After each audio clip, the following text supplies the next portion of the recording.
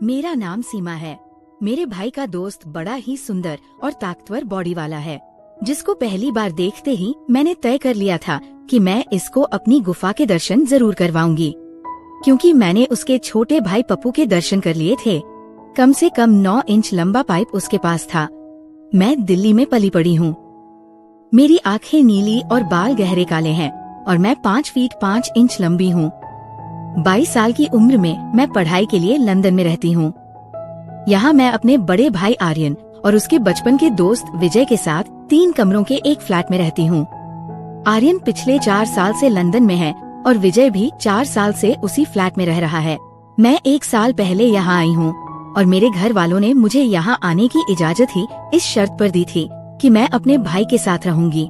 दिल्ली में मैं एक को एजुकेशन कॉलेज में पढ़ती थी, जहाँ मेरे क्लासमेट और कॉलेज के दूसरे लड़के मुझ पर अक्सर टोंट कसते थे, लेकिन मैंने कभी किसी पर ध्यान नहीं दिया। मेरा सारा ध्यान अपनी पढ़ाई पर था और मैं हमेशा नई चुनौतियों की तलाश में रहती थी। इसी दौरान मेरा दाखिला लंदन के एक प्रतिष्ठित कॉलेज में हो गया और मैं अपने सपनों को पूरा करने के लिए यहाँ आ गई। मेरी इच्छा थी कि मैं अपने भाई से अलग रहूं ताकि अपनी आजादी से जिंदगी जी सकूं, लेकिन घर वालों की ये शर्त कि मैं भाई के साथ रहूंगी एक ऐसी बाधा थी जिसे मैं पार नहीं कर सकती थी। जब मैं यहाँ पहुँची तो विजय को देखकर हैरान रह गई। वह 5 फीट 10 इंच लंबा सांवले रंग का और एक जिम बदन वाला नौजवान था। उसकी उम्र भी लगभग 24 साल होगी, यानी मुझसे कुछ साल बड़ा। वो गजब का खूबसूरत था जो मुझे अपनी तरफ खींचती थी, लेकिन हैरान करने वाली बात ये थी कि वो हमेशा मुझसे दूर रहने की कोशिश करता। दूसरे लड़कों की तरह उसने कभी भी मुझसे ज्यादा परेशान करने की कोशिश नहीं की, बल्कि काम की बात भी वह मुझसे कभी कभार ही करता था, और वह भी बहुत कम। उसका तरीका कुछ ऐसा था कि जैसे वह मुझे बिल्कुल देख ही नहीं सकता। वह उसी वक्त घर आता जब आर्यन भाई भी मौजूद होते।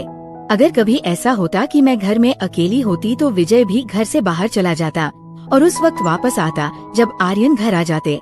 ये बात मुझे हैरान करती कि आखिर वो मुझसे इतना क्यों डर रहा है। मैंने कई बार उसके साथ बात करने की कोशिश की, लेकिन वो हर बार चला जाता और मुझे अनदेखा कर जाता, जैसे उससे किसी ने बात ही ना की हो। जैसे जैसे वह मुझे अनदेखा करता, मुझ में उसे पाने की इच्छा बढ़ती जाती। उसकी बेरुखी मेरे दिल में उसके लिए जिज्ञासा और आकर्षण पैदा कर रही थी। मुझे इस बात का भी डर रहता कि अगर मैं कभी उससे कोई बात करूं तो कहीं वह भाई को ना बता दे, कहीं आर्यन मुझसे नाराज ना हो जाए। लेकिन इसके बावजूद मैं अक्सर उससे बात करती रहती। हर बार मुझे उसकी तरफ से बेरुखी और नाकामी का सामना करना पड़ा। ये लड़का लंदन जैसे खुले माहौल में रहने के बावजूद यहाँ की बुराइयों और बेहतर जिंदगी से दूर था।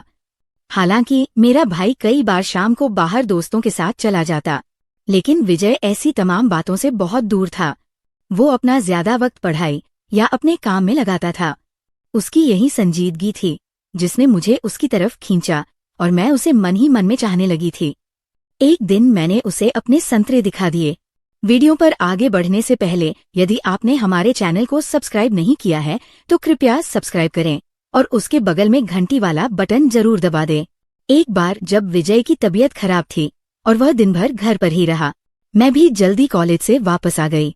बारिश का दिन था और मौसम काफी ठंडा था।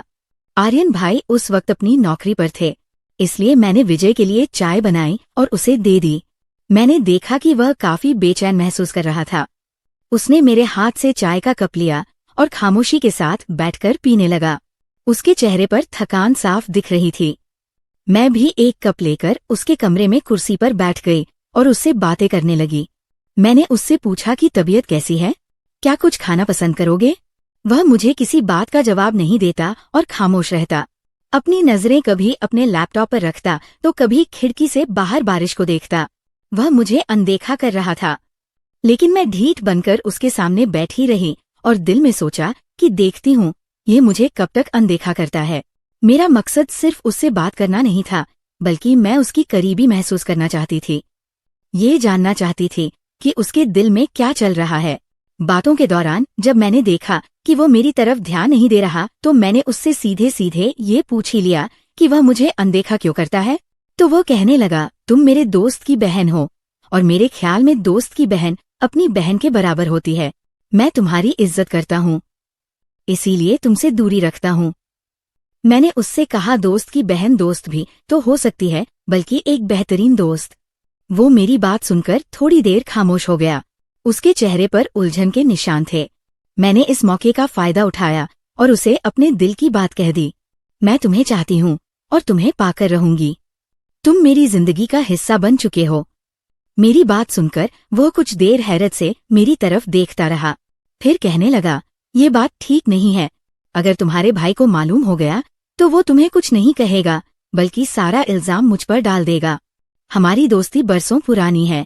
मैं नहीं चाहता कि हमारी दोस्ती में दरार आए। ये रिश्ता आर्यन के लिए बहुत अहमियत रखता है। मैंने उसको कहा, तुम इसकी फिक्र ना करो। ये बात मुझ पर छोड़ दो, मैं सब संभाल लूंगी। उस दिन मुझे काफी हद तक कामयाबी मिली। मुझे लगा कि उसके अंदर भी दिल है और मैं उसके दिल तक पहुंच सकती हूँ। उसकी हिचकिचाहट और फिक्रमंदी ने मुझे ये यकीन दिलाया कि वह भी मुझे कुछ ना कुछ महसूस करता है। अब मुझे उसके दिल से डर दूर करना था और उसे ये यकीन दिलाना था कि इस रिश्ते में कोई खतरा नहीं है। खैर, इसी तरह वक्त गुजरता गया और अगले 2 हफ्तों तक मुझे कोई खास कामयाबी नहीं मिली। विजय का बर्ताव अभी भी एहतियाती था, हालांकि वो पहले से थोड़ा कम अनदेखा करने लगा था। इसी दौरान मेरे भाई आर्यन को रात के वक्त एक नई नौकरी मिल गई, जहां पहले वाली नौकरी से दुगना ज्यादा वेतन था। वह इस प्रस्ताव पर बहुत खुश था। मैंने भाई से बात की। वह ये नौकरी ना करें क्योंकि मैं रात के वक्त घर में अकेली रहूंगी और मुझे अकेलेपन से डर लगता है। तो वो कहने लगा, अकेली क्यों? विजय भी तो घर में ही होता है। विजय भी उस वक्त हमारे पास ही मौजूद था, अपने लैपटॉप पर काम कर रहा था। मैंने उस वक्त उसकी मौजूदगी का फायदा उठाते हुए कहा, विजय तो ऐसे होता है जैसे घर में कोई है ही नहीं। आप होते हैं तो मुझे अकेलेपन का एहसास नहीं होता। आपके साथ बातें भी कर लेती हूँ। दिल बहल जाता है, लेकिन विजय तो मुझसे बात करने से भी भागता है। मेरी बात सुनकर आर्यन भाई हंसने लगे और विजय को संबोधित करके कहने लगे, क्यों विजय, क्या बात है? ये तुम्हारी शिकायत कर रही है। लगता है तुम्हारी तन्हाई से उसे बोरियत होती है। तो विजय ने एक बार नजर उठाकर पहले आर्यन और फिर मेरी तरफ देखा। उसके चेहरे पर हल्की सी मुस्कुराहट आई और फिर उसने फौरन अपनी निगाहें दोबारा अपने लैपटॉप पर टिका ली।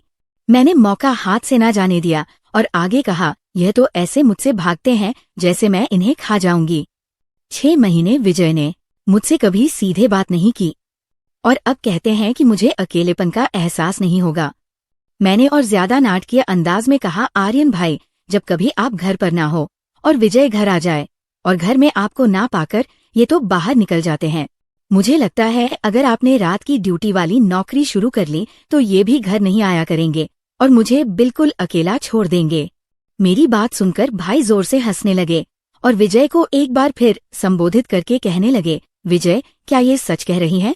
तुम्हें शर्म नहीं आती? तो उसने एक बार फिर अपना सिर उठाकर मुझे देखा। उसकी आंखों में हल्की सी चमक थी और कुछ कहने ही वाला था कि आर्यन भाई बीच में बोल पड़े और कहने लगे, विजय, मुझे तुम पर और बहन तुम दोनों पर भरोसा है। मेरा ख्याल है कि मेरी गैर मौजूदगी में आइंदा मेरी बहन को अकेलेपन का एहसास नहीं होगा। विजय, तुम इसका ख्याल रखोगे? आर्यन भाई की बात सुनकर विजय बोला। आर्यन, दरअसल उसने अपनी बात शुरू ही की थी कि आर्यन भाई फिर बोल पड़े, बस अब ये विषय बंद करो और बहन जा चाय बना कर ला। सब मिलकर चाय पीते हैं और ये बात यहीं खत्म।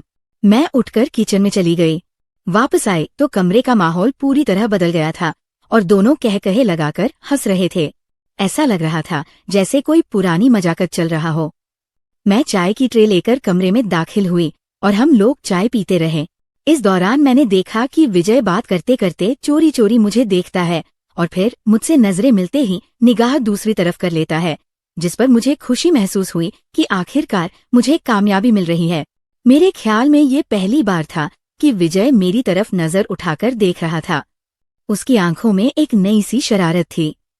पहले तो मुझसे बात भी नहीं करता था, अपनी नजर नीचे रखता था या इधर उधर देखता रहता था। ये एक छोटी सी लेकिन अहम कामयाबी थी। अगले दिन भाई ने विजय से कहा, विजय, कल से तुम अपनी नौकरी पर जाते हुए बहन को उसके कॉलेज छोड़ दिया करना और वापसी ये खुद लोकल ट्रांसपोर्ट पर आ जाया करेगी। मैं रात को ड्यूटी पर रहूंगा। तुम इसका ख्याल रखना, मुझे कोई शिकायत ना मिले और तुम भी विजय को ज्यादा तंग ना करना वरना तुम्हारी भी खैर नहीं। ये सुनकर मुझे दिल में सुकून मिला। अगले रोज सुबह नाश्ते के बाद जब विजय नौकरी पर जाने लगा तो मैं जल्दी से उसकी गाड़ी का सामने वाला दरवाजा खोलकर बैठ गई। उसके चेहरे पर हैरानी के मिलेजुले भाव थे। वो गाड़ी में बैठा और एक नजर मुझे देखकर हल्का सा मुस्कुराकर गाड़ी चलाने लगा। वह चलाते हुए खामोश था, जैसे अपने ख्यालों में खोया हुआ हो। मैंने इस खामोशी को तोड़ा और कहने लगी, विजय, आप जितना दूर भागोगे मैं उतना ही पास रहूंगी। और मैंने कहा था कि मैं तुमको पसंद करती हूँ और तुमको पाकर रहूंगी। तुम मेरी किस्मत में हो। वह मेरी बातें खामोशी से सुनता रहा, कभी हल्का सा सिर हिलाता और मुझे कॉलेज के बाहर छोड़कर चला गया। मुझे लगा कि मेरे शब्द उसके दिल पर कुछ ना कुछ असर कर रहे हैं। दोपहर को मैं घर आई तो आर्यन भाई सो रहे थे। मैंने अपने कपड़े मशीन में डालकर धोए और टीवी लगाकर देखने लगी। शाम को विजय आए तो मैंने उनको भी चाय पेश की। इतने में आर्यन भाई भी उठ गए और अपनी नौकरी के लिए तैयार होने लगे। मैंने उनसे पूछा कि आज रात के खाने का क्या मूड है, तो आर्यन भाई कहने लगे, मैं तो नौकरी पर रहूंगा। बेहतर है, जब तक मेरी रात की नौकरी है आप लोग बाहर से ही खाना खा लिया करना। मुझे चिंता करने की जरूरत नहीं है। मैं ये बात सुनकर उछल पड़ी कि विजय के साथ मैं पहली बार आज बाहर खाने के लिए जाऊंगी। ये एक ऐसा मौका था जिसका मैं कब से इंतजार कर रही थी। भाई के नौकरी पर जाने के बाद मैं टीवी देखती रही, जबकि विजय अपना लैपटॉप लेकर अपने कमरे में घुस गया। मैं बेचैनी से उसका इंतजार कर रही थी। रात को 10 बजे जब भूख की शिद्दत बढ़ने लगी, मैंने विजय के कमरे का दरवाजा बिना ताला लगाए खोला और कहा, आज क्या आपने भूख हड़ताल कर रखी है? अगर ऐसा है भी तो इसमें मेरा क्या कसूर है? आपको कुछ नहीं खाना तो मुझे तो भूखा ना रखें। मेरी बात सुनकर विजय मुस्कुराए और अपना लैपटॉप एक तरफ रखकर उठ गए और कहने लगे, तुम आधा घंटा और इंतजार करो, मैं KFC से कुछ ले आता हूँ। मैंने कहा, नहीं, आप घर कुछ ना लाएं। मैं भी आपके साथ चलूंगी और बाहर ही खाकर आएंगे। आज मुझे आपके साथ बाहर खाना है। मेरी बात सुनकर वो एक लम्हे के लिए मेरी तरफ देखने लगा। उसकी आंखों में एक नई चमक थी। फिर कहने लगा, चलो ठीक है। मैंने कहा, ठहरो, मैं कपड़े बदल लूं, कुछ अच्छा पहन लेती हूँ। तो वो कहने लगा, क्या बदलना है? अच्छी भली तो हो, तुम्हें किसी बदलाव की जरूरत नहीं। मैंने उसकी बात अनसुनी कर दी और दरवाजा खोलकर बाहर निकल गया। मैं भी उसके पीछे ही बाहर आ गई और गाड़ी में बैठ गई। उसने गाड़ी चला दी और खामोशी से ड्राइविंग करता रहा। मैंने इस खामोशी को तोड़ा और उससे पूछा, आप मुझे जानबूझकर अनदेखा क्यों करते हो? क्या मैं आपको अच्छी नहीं लगती? अब मुझ में कोई कमी है कि आप मुझसे बात करने से भी कतराते हैं? आस्था, मेरी बात सुनो। अगर तुमने आइंदा ऐसी बात की तो मैं तुम्हारे भाई को बता दूंगा। उसने थोड़े गुस्से में कहा, तुम चाहे सारी दुनिया को बता दो, मुझे परवाह नहीं। मैं तुमसे तब तक पूछती रहूंगी जब तक मुझे मेरी बात का जवाब नहीं मिल जाता, जब तक मुझे ये नहीं मालूम होता कि मेरे साथ ऐसा बर्ताव क्यों है। तुम मेरे दोस्त की बहन हो और मेरे लिए सम्माननीय हो। बस यही वजह है। तुम्हें कब कह रही हूँ कि मैं तुम्हारे दोस्त की बहन नहीं हूँ? क्या दोस्त की बहन भी दोस्त नहीं बन सकती? क्या ये जरूरी है कि वो सिर्फ बहन ही रहे, कभी दोस्त ना बने? नहीं, ऐसी बात नहीं। अगर तुम्हारे भाई को मालूम हो गया तो वह क्या सोचेगा? हम दोनों पर नाराज हुए। ये सब तो मुझ पर छोड़ दो, मैं सब संभाल लूंगी। आपको सिर्फ मेरी बात सुननी है और मेरी तरफ एक बार ध्यान देना है। फिर भी मुझे ये सब अच्छा नहीं लगता। ये हमारी दोस्ती के खिलाफ है। क्यों अच्छा नहीं लगता? इसकी कोई खास वजह भी तो बताओ। शायद मैं भी उसको बुरा समझने लगूं और अपना इरादा बदल लूं। मैं तुमसे बहस नहीं कर सकता, उसने तंग आकर कहा। उसके चेहरे पर बेबसी के निशान थे। फिर मेरी बात मान लो। मैं आपको ये बता दूं कि मैं आपको पसंद करती हूँ और आपको पाकर ही रहूंगी। मैंने तुम पर अपना दिल हारा है। हाँ, अगर मैं आपको अच्छी नहीं लगती तो मुझे बता दो, मैं आपकी जिंदगी से चली जाऊंगी। उसने KFC के सामने गाड़ी खड़ी की और खुद दरवाजा खोलकर बाहर निकल गया और थोड़ी देर के बाद 2 हलाल बर्गर और 2 कोक ले आया। मैंने उससे कहा कि खाना लेकर घर नहीं जाना, बल्कि यहाँ पास के किसी पार्क में चलते हैं जहाँ बैठकर खाएंगे। मुझे खुली जगहों पर बैठकर खाना पसंद है। वह मेरी बात सुनकर खामोश रहा और गाड़ी चलाने लगा। थोड़ी देर के बाद उसने एक खूबसूरत पार्क के सामने गाड़ी खड़ी कर दी, जहाँ हल्की रोशनी थी और सुकून महसूस हो रहा था। हम दोनों ने एक बेंच पर बैठकर बर्गर खाए। इस दौरान भी मैंने उसके साथ बात करने की कोशिश की, लेकिन वो खामोश रहा। कभी आसमान की तरफ देखता तो कभी घास पर निगाहें जमाए रखता, लेकिन मैंने हिम्मत नहीं हारी।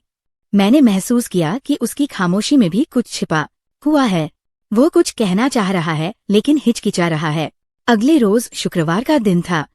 सुबह जब वह मुझे कॉलेज छोड़ने गया तो रास्ते में फिर बात करने की कोशिश करती रही, लेकिन हमेशा की तरह मुझे नाकामी का मुंह देखना पड़ा। उसका रवैया अभी भी वही पुराना था। उस दिन शाम को जब भाई नौकरी पर जाने लगे तो मैंने उनसे कहा, भाई आज आप नौकरी पर ना जाइए, मुझे आपके साथ वक्त बिताना है। क्यों, खैरियत तो है ना आस्था? क्या कोई समस्या है? नहीं, ऐसे ही आज मेरा बाहर खाने का मन कर रहा है। जब से लंदन आई हूँ कभी भी आप मुझे बाहर खाने के लिए नहीं लेकर गए। मुझे आपके साथ जाना है। मैं तो नहीं लेकर जा सकता, मेरी रात की ड्यूटी है। तुम विजय के साथ चली जाना। वो तो फॉरेक है। वह तो ऐसे इंसान है, ना खुद कहीं जाते हैं ना कहीं मुझे लेकर जाएंगे। उनको तो घर से बाहर निकलना भी पसंद नहीं। मेरी बात सुनकर आर्यन भाई हंसने लगे और कहने लगे, नहीं ऐसी बात नहीं, वह है तो बहुत खुलशाम मिजाज आदमी, लेकिन तुमसे थोड़ा आरक्षित रहते हैं। पता नहीं क्यों मुझसे आरक्षित क्यों रहते हैं, ये मुझे मालूम नहीं। खैर छोड़ो इस बात को। अगर आप मुझे ले जा सकते हैं तो ले जाएं। वो मुझे नहीं लेकर जाएंगे। अगर उनके साथ जाने के लिए कहना है तो साफ कह दे कि मैं ना जाऊं। नहीं ऐसी बात नहीं, तुम उसे कह देना, वह तुम्हें ले जाएगा। वह नहीं मानेंगे। आप खुद उनसे कह दें तो शायद आपकी बात मान लें। वो आपकी बात ज्यादा सुनते हैं। ठीक है, इस वक्त तो वो नौकरी पर व्यस्त होगा। जब आएगा तो मेरी फोन पर बात करवा देना, मैं उसे कह दूंगा। भाई की बात सुनकर मैं खुश हो गई। मेरा प्लान कामयाब हो गया था। मैं जानती थी कि भाई का कहना वो नहीं टालेगा। भाई चले गए तो मैंने उठकर फ्रेश होकर नीली जीन्स के साथ सफेद टी शर्ट पहन ली और हल्का सा मेकअप करके तैयार हो गई। मैंने आईने के सामने खड़ी रहकर खुद को देखा तो मैं बहुत खूबसूरत लग रही थी। मेरा आत्मविश्वास बढ़ गया था। मैं जब से लंदन आई थी आज पहली बार मैंने मेकअप किया था। हालांकि मेरे पास मेकअप का सामान मौजूद था, लेकिन मैं कभी भी खुद को तैयार करने की जरूरत महसूस नहीं करती थी। तैयार होने के बाद मैं विजय का इंतजार करने लगी। मेरा दिल जोर जोर से धड़क रहा था। एक अजीब सी बेचैनी थी। थोड़ी देर के बाद वह आया। मैंने दरवाजा खोला तो उसने मुझे देखा और एक लम्हे के लिए ठिठक कर रह गया। उसकी आंखों में हैरानी और कुछ और ही जज्बात थे, लेकिन दूसरे ही लम्हे वह संभल गया और अंदर दाखिल हो गया। मैंने दरवाजा बंद किया और अंदर आकर उसके लिए चाय बनाई। चाय के बाद मैंने उससे कहा, विजय आज कहीं बाहर खाने के लिए ना चले, भाई ने कहा है कि आपके साथ चली जाऊं। उसने मुझे बिना देखे हुए कहा, मैं नहीं जा सकता। अगर जाना है तो आर्यन से कह देना, वह लेकर चला जाएगा। मैंने भाई से पूछ लिया है, वह कह रहे थे कि आपके साथ चली जाऊं और उन्होंने मुझे जोर दिया है कि आप मुझे लेकर जाएं। मुझे तो उसने नहीं कहा। आप उनसे फोन पर बात कर लें। नहीं, मैं नहीं करता उससे बात और ना ही तुम्हें लेकर जाऊंगा। मेरे पास वक्त नहीं है और मुझे बाहर जाने का मूड नहीं है। मैंने विजय की बात सुनी और अपने फोन से भाई का नंबर मिलाया। जब बेल बजी तो मैंने फोन विजय को पकड़ा दिया। ये लो, भाई से बात कर लो, वह आपसे बात करना चाह रही हैं। नहीं, मैं नहीं करता, उसने फोन मेरी तरफ बढ़ाते हुए कहा। उसके चेहरे पर सख्ती थी। मैंने फोन पकड़ लिया और जैसे ही भाई ने फोन उठाया मैंने रोने वाले अंदाज में कहा, भाई मैंने क्या कहा था? विजय मुझे नहीं लेकर जाएंगे। आप खुद ही मुझे मना कर देते। मैं कितनी अकेली महसूस कर रही हूँ। नहीं, ऐसे कैसे हो सकता है? तुम मेरी बात विजय से करवा दो, भाई ने हैरानी से कहा। वह आपसे बात करने को भी तैयार ही नहीं। वह तो कह रहे हैं कि उनको मुझसे बाहर जाने का बिल्कुल मूड नहीं है। ठीक है, मैं उसको खुद फोन करता हूँ। भाई ने फोन बंद कर दिया। अगले ही लम्हे विजय के फोन पर घंटी बजने लगी। विजय ने मेरी तरफ गुस्से भरी निगाहों से देखते हुए फोन उठाया। हेलो, क्या हाल है आर्यन? फिर उसने मुझ पर नजर डाली और भाई से कहने लगा, क्या मैं कैसे ले जा सकता हूँ इसको? यार मुझे काम है, मेरी बात तुम समझते क्यों नहीं? दूसरी तरफ से भाई ने जाने विजय को क्या कहा। विजय ने मेरी तरफ देखा और फोन बंद कर दिया और मुझे कहने लगा, ठीक है, लेकिन जाना कहाँ है? किसी अच्छे से होटल पर चलते हैं जहाँ लाइव म्यूजिक हो। नहीं, मैं तुम्हें होटल पर नहीं ले जा सकता, आज मेरा मूड नहीं है। नहीं तो मैं फिर भाई से बात करती हूँ। मैंने उसे फिर धमकी दी। एक तो तुम भाई की धमकी बहुत देती हो। तुम्हारा भाई मुझ पर कोई हाकिम तो नहीं लगा हुआ कि मैं उसके डर से तुम्हारी हर जायज नाजायज बात मानूं। उसने अब थोड़ा सा मजाक से कहा, तो ठीक है, अब भाई से बात कर लें और उनको कह दे कि मैं नहीं ले जा सकता। मैंने भी थोड़ी शरारत की। ठीक है, लेकिन एक बात सुन लो, वहां जाकर कोई ऐसी वैसी हरकत नहीं करनी और तुम तैयार हो जाओ। मैं भी कपड़े बदल लेता हूँ। मैं तैयार हूँ। आप तैयार हो लें। वैसे इसी तरह भी आप बहुत हैंडसम लग रहे हो, मैंने मुस्कुराकर कहा। उसने फिर मेरी तरफ देखा। उसकी आंखों में एक नई सी शरारत और हल्की सी हंसी थी। वह अपने कमरे में घुस गया। थोड़ी देर के बाद कपड़े बदलकर बाहर निकल आया और मुझे कहने लगा, चलो जल्दी करो और वापस भी जल्दी आना है। उस वक्त रात के लगभग 9 बज रहे थे। मैं जल्दी से बाहर निकली और गाड़ी में बैठ गई। उसने दरवाजा लॉक किया और गाड़ी में आ बैठा और ड्राइविंग करने लगा। हम लोग लंदन के एक बड़े होटल के बाहर पहुंचे, जहां उसने एक जगह गाड़ी पार्क की और हम अंदर चले गए। अंदर दाखिल हुए तो अंदर तेज अंग्रेजी संगीत चल रहा था और माहौल बहुत रोशन था। हमने खाली टेबल ढूंढा और बैठ गए। ऐसे ही बैठे रिटर्न के बाद मैंने विजय से कहा, यहाँ ऐसे ही बैठे रहेंगे, अब कोई ड्रिंक वगैरह भी लेनी है? वो कहने लगा, तुम बैठो, मैं कुछ ले आता हूँ। मैंने उससे कहा, नहीं आप बैठे, मैं लेकर आती हूँ। आप थक गए होंगे। वो उठने लगा, लेकिन मैं उससे पहले उठ चुकी थी। जिस पर वो बैठ गया और उसने अपने पर्स से मुझे कुछ पैसे दिए। मैंने ड्रिंक के 2 गिलास लिए और टेबल पर आ गई। ड्रिंक देखकर वो गुस्से के अंदाज में बोला, ये क्या ले आए हो? मैंने तुमसे कहा था कोक लानी है, लेकिन तुम ये उठा लाई। उसके चेहरे पर नाराजगी साफ दिख रही थी। मैंने उससे कहा कि आपको ड्रिंक नहीं पीनी तो ना पिए, मैं दोनों गिलास पी लूंगी और आपके लिए कोक ले आती हूँ। उसने मुझे कहा, मैं नहीं पीता और तुम्हें भी नहीं पीने दूंगा, लेकिन मैंने जिद की तो वो खामोश हो गया। मैं फिर उठी और उसके लिए कोक ले आई और टेबल पर बैठकर ड्रिंक का गिलास उठाकर पीने लगी और विजय भी एक एक घूंट कोक पी रहा था। थोड़ी देर के बाद मैंने अपना गिलास फिर उठाया और पूरा गिलास पी लिया और उसके बाद हम घर आए और मैं सो गई और मुझे नींद आ गई।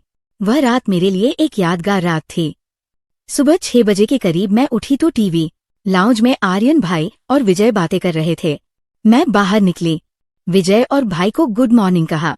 भाई ने मुझे देखा और कहने लगे, उठ गई, शहजादी साहिबा सुबह से चाय के इंतजार में बैठे हैं। मुझे शर्मिंदगी महसूस हुई, लेकिन विजय ने मुझे सोने नहीं दिया। वह बता रहा था कि तुम लोग रात को होटल में गए थे और तुमने उसे कितना तंग किया। आस्था, तुमने देखा ना विजय कितना अच्छा है, वह तुम्हारा कितना ख्याल रखता है। मैं घबराई हुई थी, कुछ ना बोली और बाथरूम में घुस गई। नहाकर फ्रेश हुई और फिर मैंने जाकर चाय बनाई और उनके पास ही आप बैठी और इंतजार करने लगी कि कब भाई मेरी क्लास लेना शुरू करते हैं। मगर ऐसा कुछ ना हुआ। भाई का अंदाज ऐसा था जैसे वह मेरी शरारतों से लुत्फ ले रहे हो। थोड़ी देर के बाद भाई चाय पीकर सोने के लिए अपने कमरे में चले गए और मैंने चोरी चोरी विजय की तरफ देखा तो वह मेरी तरफ देखकर हल्का हल्का सा मुस्कुरा रहा था। उसकी आंखों में एक नई चमक थी। मैंने नजरें नीची कर ली और थोड़ी देर बाद फिर नजरें उठाकर उसकी तरफ देखा और उसको कहा, सॉरी। किस बात की सॉरी? उसने पूछा। उसके चेहरे पर मासूमियत थी। वो मैंने आपको रात को बहुत तंग किया और भाई को भी सब बता दिया। नहीं, कोई बात नहीं, इसमें तुम्हारा क्या कसूर है? ये तो तुम्हारा हक है कि तुम भाई से कह सको और मुझे खुशी है कि तुमने ये किया। मैं खामोश हो गई और थोड़ी देर के बाद फिर बोली, वो आपने रात वाला वाकया भाई को भी बता दिया है या नहीं? वैसे तुम हो वाकई ही बहुत खूबसूरत। मेरी जिंदगी में पहली बार मैंने किसी को इतना हसीन देखा है। मैं उसकी बात सुनकर खुश हो गई और उसकी तरफ देखने लगी। आखिरकार मैं जीत गई थी। विजय मेरी जिंदगी में आने वाला पहला लड़का था और मैं पहली बार उसके मुंह से अपनी तारीफ सुन रही थी। उसके शब्द मेरे दिल को छू गए। मैं उठकर कमरे में चली गई और बेड पर औंधी होकर लेट गई। मुझे अब हर चीज अच्छी लग रही थी और हर चीज पर प्यार आ रहा था। पूरी दुनिया हसीन लग रही थी। मैंने तकिया लिया और उसे जोर से अपने सीने के साथ लगा लिया, जैसे मैंने अपने सपनों को थाम लिया हो।